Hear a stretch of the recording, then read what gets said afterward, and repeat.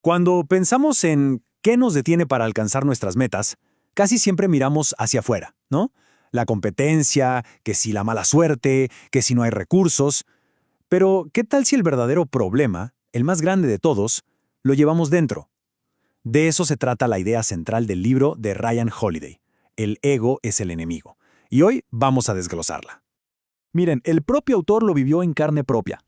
Imagínense, éxito masivo, súper joven y de repente, ¡pum!, acabó quemado, estresado, totalmente prisionero en su propia mente. Se dio cuenta de que esa misma fuerza que lo llevó a la cima, que venía de su ego, era la que ahora lo estaba hundiendo. Es una trampa muy común, y esa revelación tan dura fue el punto de partida de todo este libro. Y aquí está la pregunta del millón, la que nos pone contra la pared. Porque, a ver, echarle la culpa a los demás es lo más fácil del mundo. Pero, ¿y si el problema somos nosotros mismos? Si somos como ese enfermo que, como decía un poeta, no tiene ni idea de la causa de su enfermedad. Es incómodo, sí, pero este libro nos empuja a hacer justamente eso, a mirar hacia adentro. Bien, entonces, vamos a meternos de lleno en esto. Porque para pelear contra este enemigo, primero hay que saber quién es, hay que ponerle nombre, entender cómo opera. Así que, la primera pregunta es, ¿qué es exactamente el ego? Y ojo, esto es súper importante. No estamos hablando del ego de Freud de psicología profunda, no. Hablamos de algo más de a pie, más peligroso. Es esa vocecita en la cabeza que nos dice, hey, eres mejor que los demás, te mereces todo, tú ya te las sabes todas. Básicamente es la arrogancia con un disfraz de confianza. Y es justo eso lo que nos cierra las puertas para aprender, para mejorar, para crecer. Ahora, aquí viene lo interesante. El ego no es como un francotirador que te dispara una vez y ya, para nada. Es más como un ejército que nos ataca en 3 frentes distintos. O sea, en 3 momentos clave de la vida donde tenemos que estar súper alertas. Pensemos un momento en cómo funciona. Cuando estamos empezando, aspirando a algo, el ego nos dice al oído, tranquilo, eres un genio, no necesitas esforzarte tanto. Y claro, nos aleja del trabajo de verdad. Luego, cuando llega el éxito, el ego ya nos susurra, grita, nos dice, eres invencible. Y ahí es cuando planta las semillas de la soberbia.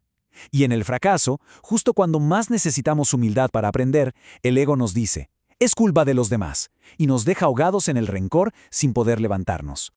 Y para entender de verdad hasta dónde puede llegar el poder destructivo del ego, sobre todo cuando llega el éxito, vamos a ver una historia, la de una de las figuras más increíbles pero también más trágicas del siglo XX. Estamos hablando de Howard Hughes. Este hombre parecía que todo lo que tocaba lo convertía en oro. Un genio total. Un visionario que cambió las reglas del juego en la aviación, en el cine, en todo lo que se proponía. Era de verdad un fuera de serie. Pero, ¿qué pasó? Todo ese éxito se le fue a la cabeza. Alimentó un ego gigantesco. Empezó a creerse que estaba por encima del bien y del mal, de todo y de todos. Y eso lo llevó a una paranoia terrible que se lo comió vivo. Terminó sus días encerrado, solo, muerto de miedo del mismo mundo que antes tenía a sus pies. Su propio ego transformó su genialidad en una cárcel. Y escuchen esta frase de él, es brutal. Deja clarísimo que detrás de todo ese poder, de toda esa plata, su vida era un infierno. Es un recordatorio durísimo de que el éxito, cuando lo secuestra el ego, no te lleva a la felicidad, te lleva directo a la miseria. Pero bueno, no todo es tan oscuro. Frente a la historia de Hughes, existe la otra cara de la moneda. Hay ejemplos de grandeza que se construyen no desde el ego, sino desde la humildad, sobre todo en los peores momentos. Y aquí está el meollo del asunto. Es una elección que todos enfrentamos en algún punto. ¿Qué importa más? ¿Ser alguien? O sea, buscar los títulos, la fama, el aplauso. ¿O hacer algo? Enfocarse en el trabajo, en la misión, en los resultados. El ego siempre nos va a empujar a ser, pero la verdadera grandeza, la que perdura, siempre elige hacer. Y para entender esto, la historia de Katharine Graham es increíble. Imagínense, una tragedia familiar la obliga a tomar el control del Washington Post sin tener ni idea de cómo hacerlo. Se enfrentó a crisis gigantescas, de esas que hunden a cualquiera. Y claro, el ego estaba ahí, diciéndole, no puedes, vas a hacer el ridículo. Pero en lugar de escuchar esa voz, se enfocó en su deber, en lo que tenía que hacer, salvar al periódico y defender la verdad.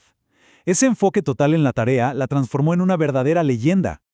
Ok, Entonces, al ver estas dos historias, la de Hughes y la de Graham, llegamos a la conclusión más importante de todo esto, y es que controlar al ego no es algo que haces una vez y ya está. Listo, problema resuelto. No, es una lucha constante, es un trabajo de todos los días. Esta frase es perfecta para explicarlo. Dice que es como barrer el piso. Solo porque barriste hoy, no significa que mañana va a estar limpio. Hay que barrer todos los días. Con el ego es igual. Siempre vuelve a aparecer, como el polvo. Mantenerlo controlado no es una victoria final, es un proceso de todos los días. Y con esto cerramos. La pregunta final que nos deja este libro es esta. Dentro de cada uno de nosotros se está librando una especie de guerra civil. De un lado, la humildad y el propósito. Del otro, la arrogancia y el ego.